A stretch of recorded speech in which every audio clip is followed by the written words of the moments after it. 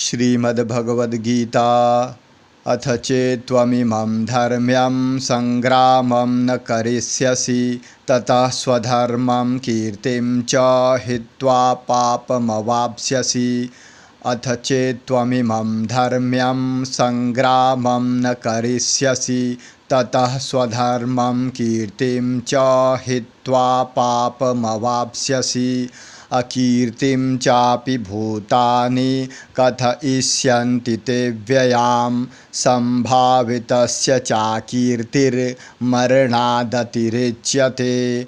अकीर्तिं चापि भूतानि कथयिष्यन्ति ते व्ययां सम्भावितस्य चाकीर्तिर्मरणादतिरिच्यते। भयाद्रणादुपरतं मन्स्यन्ते त्वां महारथाः येषां च त्वं बहुमतो भूत्वा यास्यसि लाघवम्।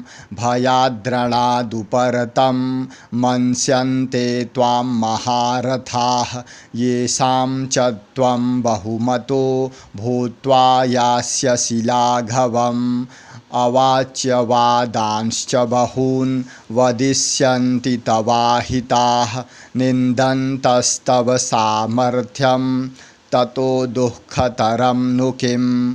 अवाच्यवादांश्च बहून् वदिष्यन्ति तवाहिताः निन्दन्तस्तव सामर्थ्यं ततो दुःखतरं नु किम्।